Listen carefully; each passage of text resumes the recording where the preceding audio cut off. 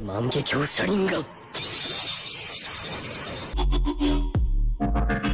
Les coachs en développement personnel, sinon en art de vie, s'accordent à dire que quand tu veux déployer ton plein potentiel, il faut lire, développer de nouvelles connaissances, acquérir de nouvelles compétences, aller à la salle de sport, faire du sport, travailler dur pour avoir beaucoup d'argent.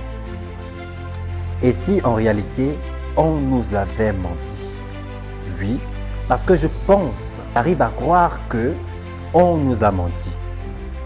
Dans le sens où nous les hommes, on a tendance à aller chercher le bonheur très loin de nous, alors qu'il est là avec nous tous les jours. On va souvent chercher l'imaginaire, l'inexistant, alors que c'est tout près de nous, c'est avec nous tous les jours.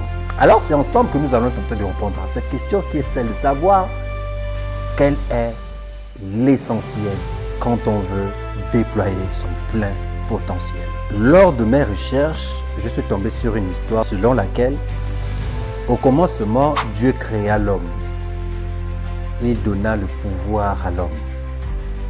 Mais vu que l'homme abusait de ce pouvoir, c'était le chaos sur la terre, Dieu reprit son pouvoir et demanda aux autres dieux, eh bien écoutez, où est-ce qu'on peut cacher ce pouvoir afin que l'homme ne puisse jamais le retrouver? Certains dieux disaient, bah c'est simple, tu prends ce pouvoir, tu le caches dans la mer. Dieu dit non. Il arrivera un temps où les hommes iront dans la mer, auront la capacité d'aller dans la mer. Alors les autres répondirent, bah c'est simple, tu prends ce pouvoir, tu le mets dans la terre, voilà, ils n'iront pas le chercher là-bas. Dieu dit non, il va arriver un temps où les hommes iront dans la terre et verront le pouvoir. Les autres dieux répondirent, bah écoute, bah tu le mets dans le ciel, tu le caches dans le ciel, dans les nuages. Et Dieu dit non, il arrivera un temps où les hommes auront la capacité, trouveront le moyen d'aller dans les nuages, vont conquérir les nuages et les étoiles.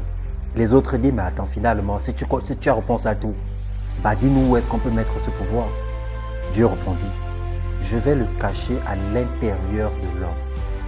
Ainsi donc, il ira chercher partout, ne sachant pas que j'avais caché ce pouvoir en lui.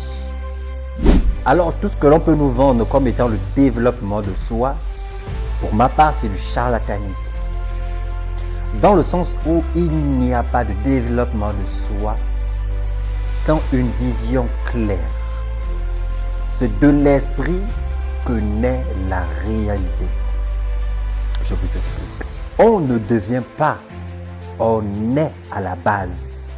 Il n'y a pas de devenir, on est à la base. Et quand tu es, il faut juste prendre conscience de qui tu es. Sinon encore, allons-y plus loin, crée ta réalité afin de la voir matérialiser. J'ai envie de vous envoyer lire le Kybalion. Dans ce livre, on dit « Ce qui existe en haut existe en bas. Ce qui existe à l'intérieur existe à l'extérieur. » Il n'y a pas de réalité sans vision claire, nette, précise et j'ai même envie d'ajouter limpide. On ne se lance pas pour se lancer, tu dois avoir une vision claire. Tu dois vivre cette personne que tu veux être. Tu dois ressentir cette personne que tu veux être. Tu dois la vivre par les émotions, par l'énergie, par la vibration. Tu dois le concevoir, tu dois concevoir cette personne de toi aussi clairement que possible. À partir de là, une fois que tu vis la chose, automatiquement tu deviens qui tu te vois être. C'est la condition sine qua non. Développement de soi sans ce que je viens de vous dire n'est que, j'ai envie de dire, ruine de l'âme, une perte de temps, une perte d'énergie. En réalité, on ne devient pas, on est. Il suffit juste d'aller chercher à l'intérieur, dans son jardin d'Éden, et refaçonner à l'intérieur de nous celui qu'on veut être. Et on le devient automatiquement, sans lire des livres, sans aller à la salle de sport.